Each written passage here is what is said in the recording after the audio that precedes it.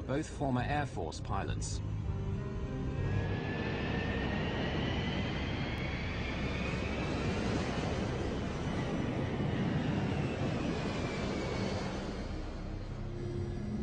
Haruki Ikegami is seated in 26K, the seat occupied by the bomber earlier on the first leg of Flight 434 from Manila to Cebu. Several passengers in this cabin are co-workers, traveling with a Japanese tour group, including Keisuke Aoki and Masaharu Mochizuki. After takeoff, everything seemed normal. We were flying at 10,000 meters. I was reading a magazine, then the meal was served. After eating, I went to sleep. 31-year-old Yukihiko Usui stayed up all night on the last day of his trip, and he's ready to nap after breakfast.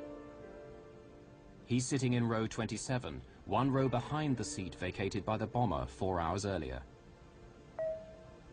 Ladies and gentlemen, this is your captain speaking. It's a beautiful day in Tokyo, sunny and 26 degrees.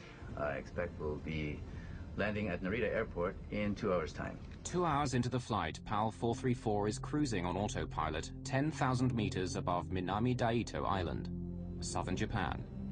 To ease the pilot's workload, the autopilot remains on throughout the flight, keeping the aircraft on a constant heading at altitude.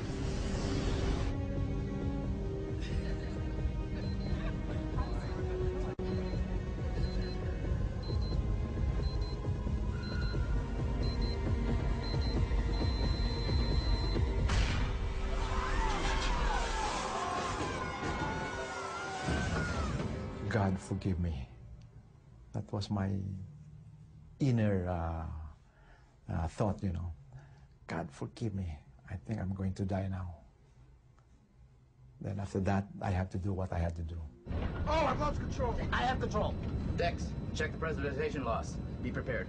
Checking QRH for... Although the autopilot instantly corrects the aircraft bank to the right, the effect of the blast is far from over. There was a loud bang which woke me up. I could feel the plane expanding from the pressure. I saw smoke as well as debris falling like powder. Ladies and gentlemen, please stay in your seat. The injured people were trying to get away from the area where the bomb was.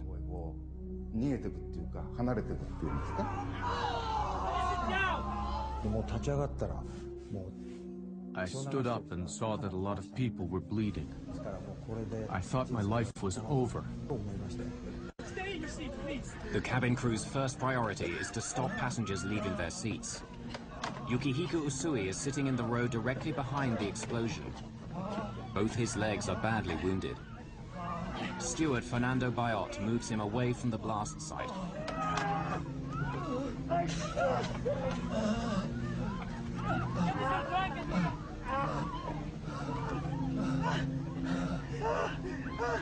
Please sit down and fasten your seatbelts.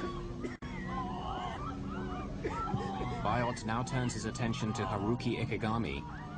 He has been swallowed by the smoking hole where seat 26K used to be. I saw this man, only his head and his arms were peering out of the hole, so I tried to pull him out. After the struggle to lift him out, Bayot realizes that part of the lower half of Ikegami's body is missing.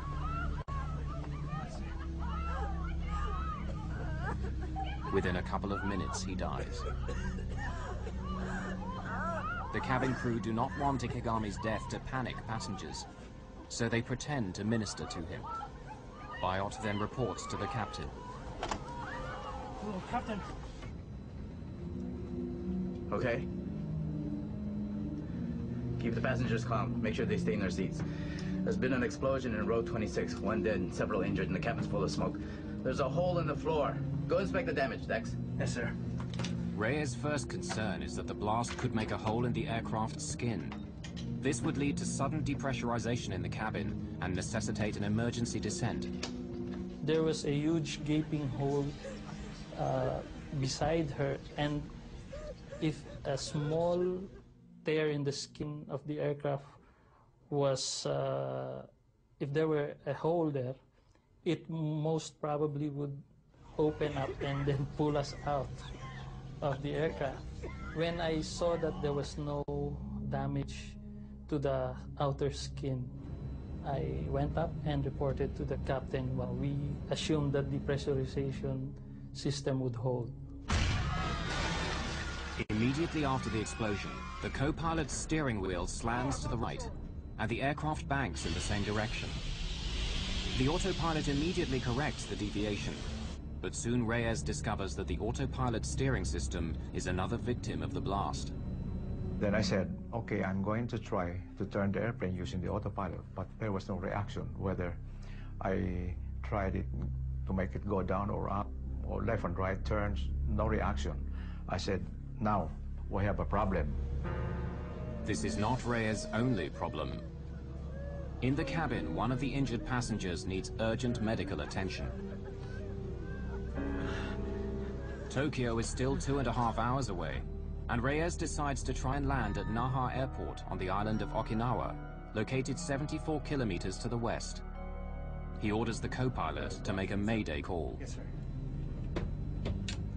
Naha, PAL 434, heavy declaring emergency. Explosion on board. We have casualties. Requesting emergency landing at Naha. You will need full emergency services on landing. PAL 434, Naha, please repeat. Say again. Naha, PAL 434, heavy declaring emergency. Explosion on board. We have casualties. Request emergency landing at Naha. We will need full emergency Getting the Japanese air traffic controller to understand the emergency proves to be difficult. Naha, Naha, Naha. This is Philippine Airlines 434, flight level 330. A bomb has exploded on board. Bravo, Oscar, Mike, Bravo. Bomb explosion. Request emergency landing at Naha. And there was silence. Then the controller came in, another controller, an American. Okay, Philippine 434, I'm taking over. The American air traffic controller is from an American base on Okinawa. Turn left, heading. No, I shot back. We cannot turn at this moment yet.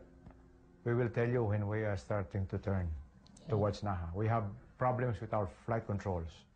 Ladies and gentlemen, this is your captain speaking. We will be making an early landing at Naha Airport in Okinawa.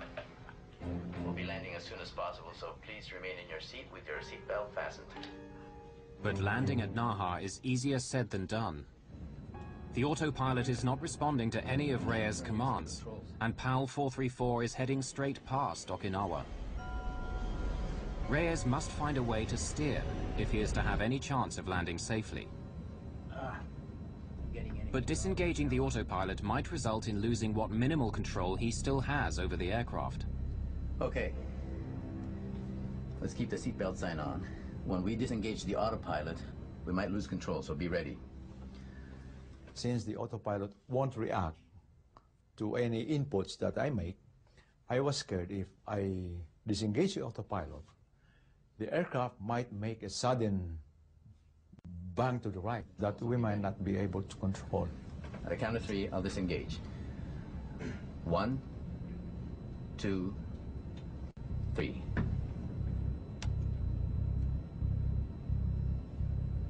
One, two, three. Nothing happened. And then there was, we were relieved. I can't turn using the controls. Looks like the explosion jammed the aileron. Dex, what's the QRH say about jammed ailerons? The QRH, or Quick Reference Handbook, is the pilot's Bible that lists procedures that must be followed in emergency situations. Jammed flight controls. Use maximum force possible, including both pilots if required. Okay. Let's force it. Reyes tries brute force to activate the ailerons, the panels on each wing which turn the aircraft. Since the explosion, he can only fly straight. Not getting anything from the ailerons. Can't get off this heading. Okay. Re-engage the autopilot while I work out our options. It's taking much longer to land than was announced. We were told it would only be 20 minutes, but it was really 1 hour before we landed.